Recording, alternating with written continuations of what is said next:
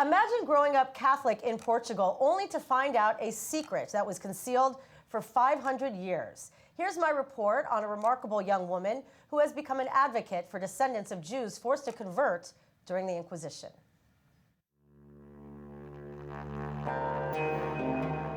What looked to me in the beginning as a star, I came very fast to understand that it was actually a Star of David. And this is what made me start the journey. A journey of discovery that changed the life of 33-year-old Hannah Eyal. In the age of 25, after I thought that I was Catholic or Christian my whole life, suddenly I discovered that my mom was having this necklace. And she literally told me, I have a necklace with a star when I was a child. So we think it was grandma that gave it to her. She passed away already when I discovered all of it. Hannah grew up Catholic in Porto, Portugal, with no clue that her hometown was a neighborhood of Jews kicked out of Spain in 1492. After many times that I asked and she was not willing to speak about it and quite avoiding my questions, for the first time she mentioned as describing me a story of her childhood, and the kids were coming after me and they were calling me the granddaughter of the Jew. Hannah's grandmother, Eliza da Costa, and great-grandmother, Elisa Rodriguez Diaz, share the last names of Jewish rabbis and spiritual leaders, granted safe haven until 1496, when King Manuel I of Portugal married the daughter of Spain's Queen Isabella and King Ferdinand, and imposed the Inquisition. She asked specifically that after I pass away, it's very important for me that for 7 days you would cover all the mirrors in the house. And please close the windows because the neighbors can't see. And today, all these hundreds of years later, Hannah says school children don't learn anything about this dark time in Portuguese history. The general idea is like people are not really aware, it's not in the general awareness that the Inquisition was something directed to the Jews, which is quite scary. The best way to explain this is me today, as a 33 years old, asking all my friends back in Portugal, what do you actually remember from the Inquisition that we studied in school? And all of them would tell me, oh, it was about witches, right? Hannah's search for a spiritual connection landed her in Nepal and India, where she met Israelis and heard the Hebrew language for the first time.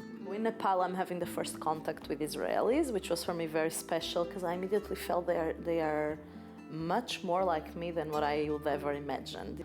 And I hear this language that for me was so special. I heard it and it was like I could feel history in the language. And the rest is history and destiny. Shortly after, she met her now husband, Shai. We have this very interesting conversation where it was very eye-opening. The whole thing for me was the way he was so sure of who he is. We have a history, we left Israel, we were all over the world, we kept our customs, we kept our traditions, our books were not changed. Hannah, nervous enough to meet Shai's parents, was overcome with emotion the moment the plane started landing at Ben Gurion Airport. I'm just looking through the window and I see over there Israel, and my immediate feeling to tears that I go back to every time I remember was that I came back home. I know that I was never here, but the feeling was like I came back, was a feeling of I just want to arrive there, it's my place. Hannah and Shai are married with 2 children, and now the fluent Hebrew-speaking psychologist has become an advocate for descendants of the Bnei Anousim, secret Jews, even speaking on the floor of the Israeli parliament. She's hoping others like her will discover that what seemed like strange family habits are actual clues into hundreds of years of secret Jewish rituals maintained by women in the home. First thing that was very relevant in my family, it was the forbiddance to point stars in the sky.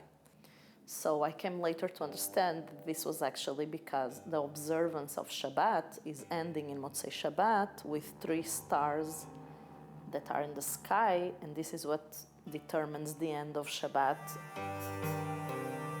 When I learn how to sweep the floor, I have to do it always from the corners of the room to the center. I have to avoid to sweep in the direction of the door. I can't do it in the direction of the door because it was forbidden to throw any kind of dust where once we had mezuzah in the door. When the bread is falling or I'm going to throw bread, I have to kiss it before. She says, I used to say also a blessing for a fruit, but it was only when I ate the fruit for the first time in the season, which is a blessing called Shechianu. Today's sophisticated DNA testing, linking soul memory with genetics, as well as many resources, are discovering that millions of people throughout Latin America and the Caribbean could have Jewish ancestors. The whole thing is a clear understanding that there was an event in history that had an impact that you can't deny. You know, history tells that there were families, there were people that kind of were forced to lose their identity. So that identity is still there. Internet, the traveling is triggering all this. And we don't know the exact number, but we just know that stories like mine are flourishing everywhere. Emily Francis, I-24 News.